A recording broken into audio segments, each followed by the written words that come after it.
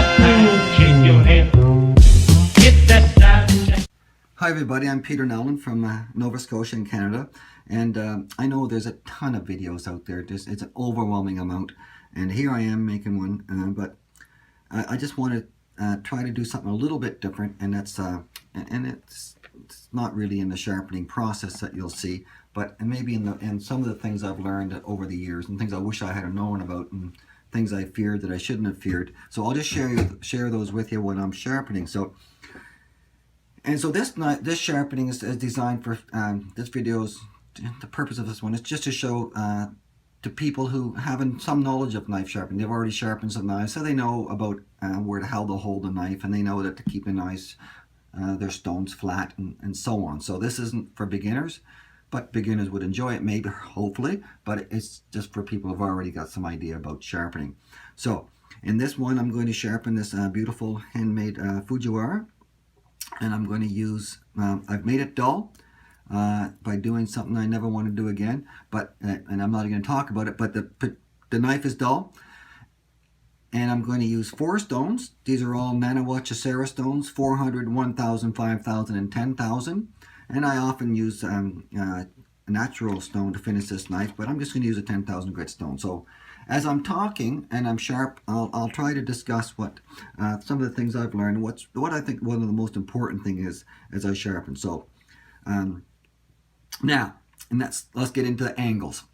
I can remember learning about wanting to sharpen knives ever since I was 18 years old, and that was many years ago.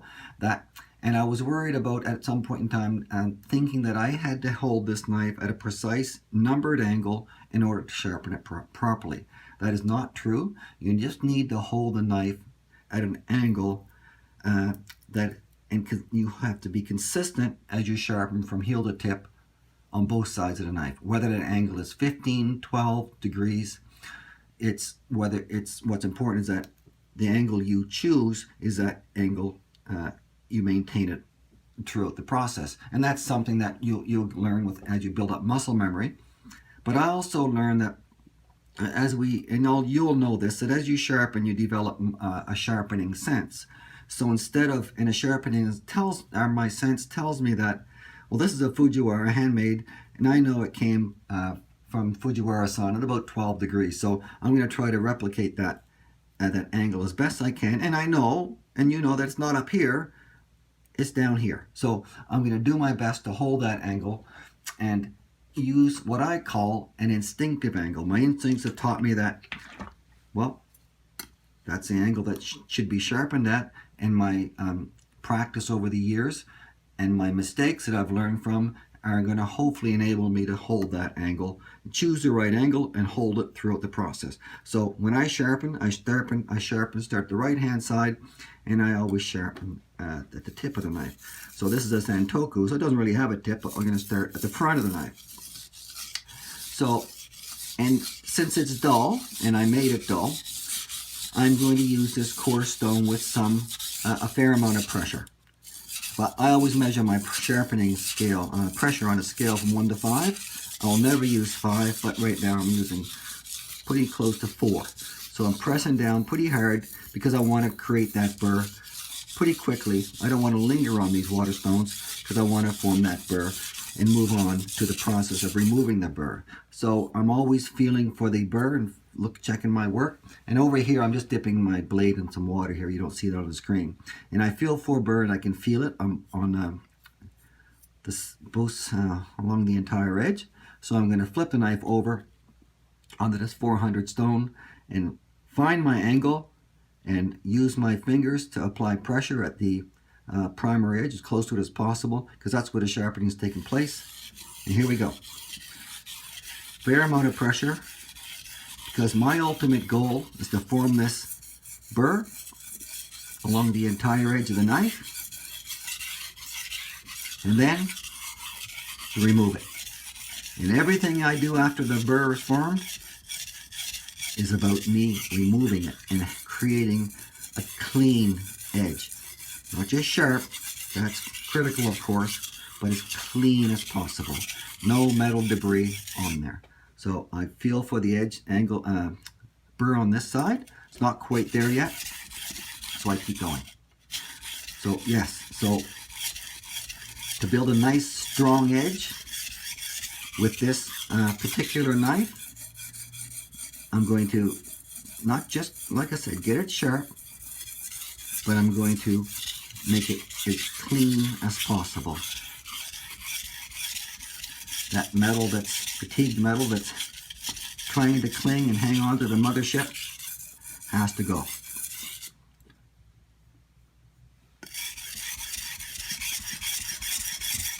So once the burr is formed, it'll come quickly here. I can feel it now coming. I'll move on. So the burr is there now. Now I repeat the process, but I reduce my pressure.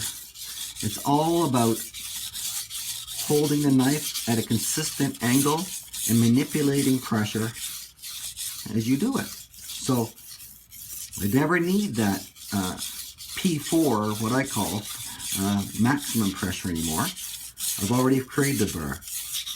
Now I'm removing the burr.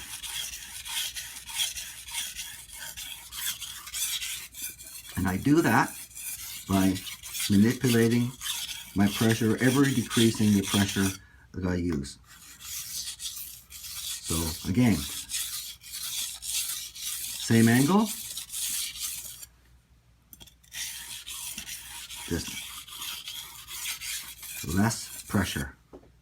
In my finish, with these stropping motions, these just edge trailing motion only, with just enough pressure to stop me from dropping the knife. And now some people will just do this at the very last stone, but I like to do it on every stone. So I start with on the next stone with a nice, as clean as edge as I can get. So I'll move this 400 grit stone away, put the 1000 grit stone here, and we'll go from here. All these stones are nice and flat. I've used my Atoma plate to make sure they were flat before I started. I'm going to look at my edge here. I'm going to go for it. This is a beautiful water stone. This 1000 grit Chosera. Beautiful silky glide path. Now, I'd never have to use that maximum amount of pressure anymore. And this is a quick process now.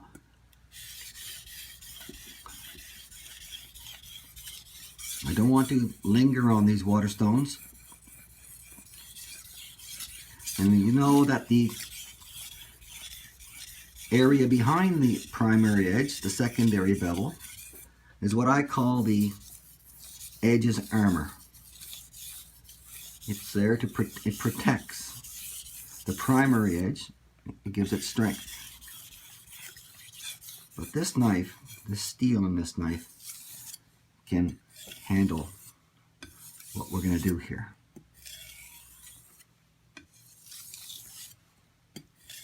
And if I'm doing this properly, it'll be very sharp.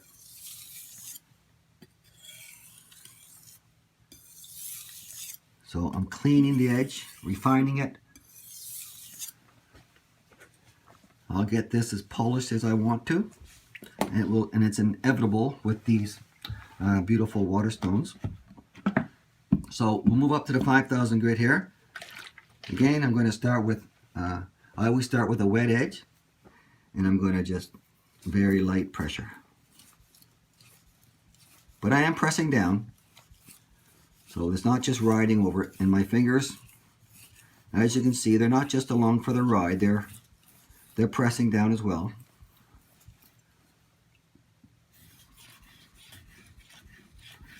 Like I said, these stones have been flattened. They're very nice and flat. Continual process for me. And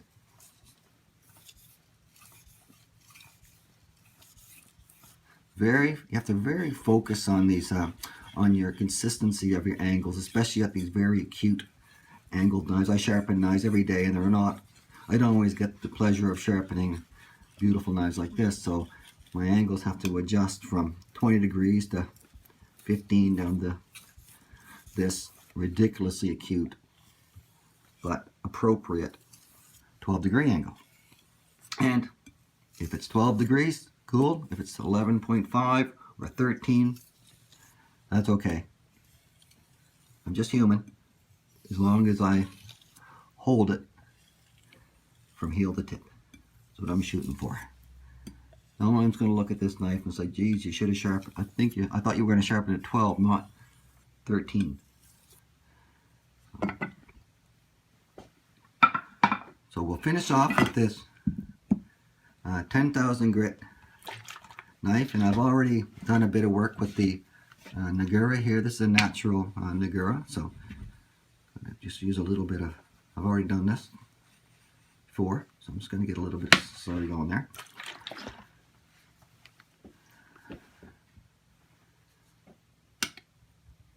So again, starting at the tip, finding my angle, I'm happy with that. And it's this stone just feels incredible. And I know you all know what that means, what that feeling's like. It's what keeps us coming back and sharpening knives and gets me excited every knife I sharpen. After thousands of years, thousands of knives, and I'm not that old, and well, 35 years or so, I still get excited about every knife. More so with these ones.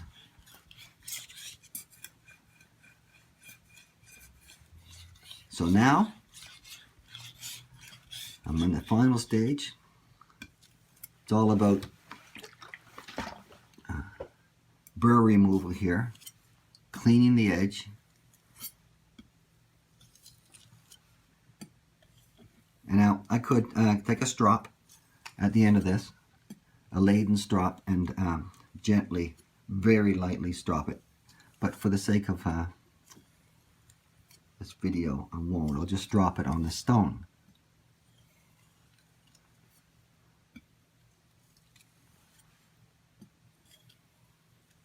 So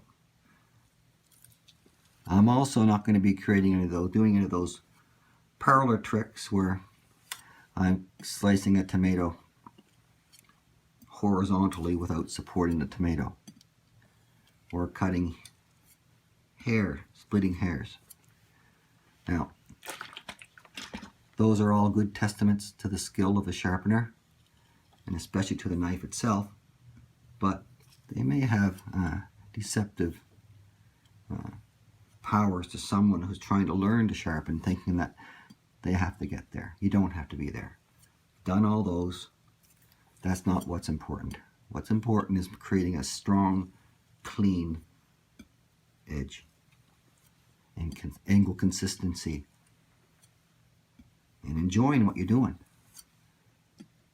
So I'll just finish this off right here.